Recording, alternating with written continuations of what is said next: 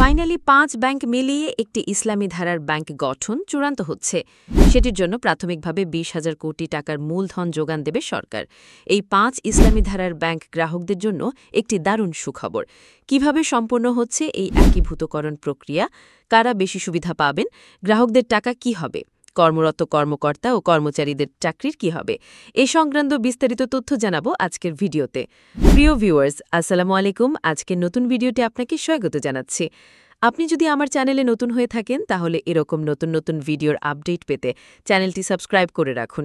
ভালো লাগলে like, comment করুন আর সম্পূর্ণ ধারণা পেতে পুরো ভিডিওটি না টেনে দেখুন। তাহলে শুরু করা যাক। ফাইনালি ৫ ব্যাংক মিলিয়ে একটি ইসলামী ধারার ব্যাংক গঠন যে চূড়ান্ত হচ্ছে, এ সংক্রান্তে একটি প্রতিবেদন প্রকাশ করে প্রথম আলো পত্রিকা।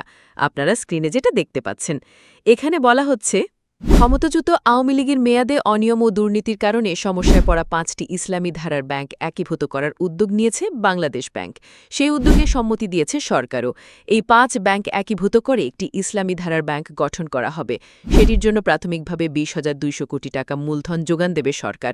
তবে নতুন এই ব্যাংকের মূলধন হবে ৩৫,২০০ কোটি টাকা, যা দেশের সবচেয়ে বড় ব্যাংক হিসেবে প্রতিষ্ঠা পাবে। একীভূত হতে যাওয়া ৫ ব্যাংক হল ফার্স্ট সিকিউরিটি ইসলামী ব্যাংক, ইউনিয়ন ব্যাংক, গ্লোবাল ইসলামী ব্যাংক, সোশ্যাল ইসলামী ব্যাংক ও এক্সিম ব্যাংক। এই ৫ ব্যাংকের মধ্যে ৪টি ছিল আওয়ামী লীগ সরকারের ঘনিষ্ঠ হিসেবে পরিচিত ও ব্যাপক সমালোচিত ব্যক্তি এস আলমের মালিকানায়। আর এক্সিম ব্যাংকের চেয়ারম্যান নজরুল ইসলাম মজুমদারও ছিলেন ক্ষমতাচ্যুত প্রধানমন্ত্রী শেখ হাসিনার ঘনিষ্ঠ। ৫ ব্যাংকের একীভূতকরণ কার্যক্রমটি ১ থেকে ১.৫ মাসের মধ্যে শেষ করতে চায় সরকার। এজন্য সময়ভিত্তিক কর্মকৌশল চূড়ান্ত করতে একটি ওয়ার্কিং কমিটি গঠন করা হয়েছে। গতকাল রোববার অর্থ মন্ত্রণালয় ব্যাংক একীভূত করা নিয়ে আয়োজিত এক সভায় এসব আলোচনা ও সিদ্ধান্ত হয়। অর্থ উপদেষ্টা সালেহউদ্দিন আহমেদের সভাপতিত্বে অনুষ্ঠিত এ সভায় প্রধান উপদেষ্টার বিশেষ সহকারী প্রতিমন্ত্রী আনিসুজ্জামান চৌধুরী, অর্থসচিব খায়রুজ্জামান মজুমদার, জাতীয় রাজস্ব বোর্ডের চেয়ারম্যান মোহাম্মদ আব্দুর রহমান খান সহ আর্থিক প্রতিষ্ঠান বিভাগের সংশ্লিষ্ট কর্মকর্তারা উপস্থিত ছিলেন। বৈঠকে অনলাইনে যুক্ত ছিলেন বাংলাদেশ ব্যাংকের গভর্নর এহসান এইচ মানসুর। সভায় উপস্থিত একাধিক কর্মকর্তার সঙ্গে কথা বলে এসব তথ্য জানা গেছে। সভা সূত্রে জানা যায়, এই ব্যাংক একীভূত করার আগে নতুন ব্যাংকের অনুমোদন দেবে বাংলাদেশ ব্যাংক। নতুন ব্যাংকটির সম্ভাব্য নাম হতে পারে ইউনাইটেড ইসলামী ব্যাংক। সরকারের মূলধনে এই ব্যাংক গড়ে উঠবে। একীভূত হতে যাওয়া ৫ ব্যাংকের সম্পদ ও দায়ে এই ব্যাংকের অধীনে চলে আসবে। এরপর ব্যাংকটি যাত্রা শুরু করবে। এই ব্যাংক মুনাফা করতে শুরু করলে এর শেয়ার বেসরকারি খাতে ছাড়বে সরকার। এর মাধ্যমে সরকার বিনিয়োগ ফেরত নেবে।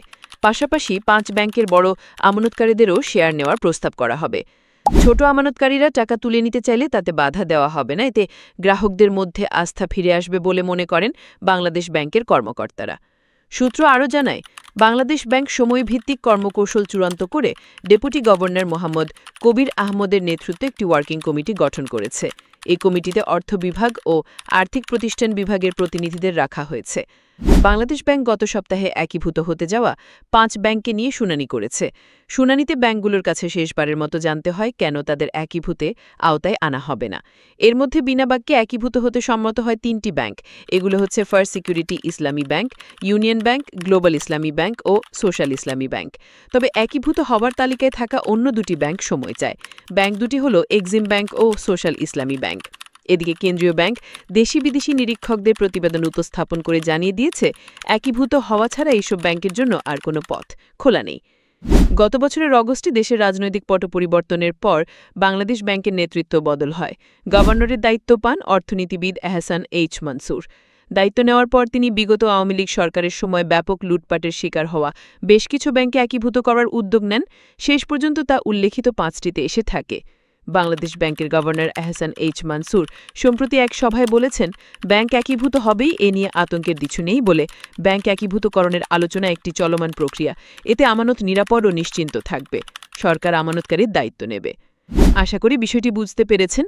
ভিডিওটি তথ্যবহুল মনে হলে একটি লাইক দিন এবং আপনার বন্ধু ও পরিবারের সদস্যদের সাথে শেয়ার করুন, যাতে তারাও এই গুরুত্বপূর্ণ তথ্য সম্পর্কে জানতে পারে। আর এর ধরনের আপডেট নিয়মিত পেতে আমাদের চ্যানেলটি সাবস্ক্রাইব করতে ভুলবেন না। সবাই ভালো থাকবেন, সুস্থ থাকবেন। ধন্যবাদ।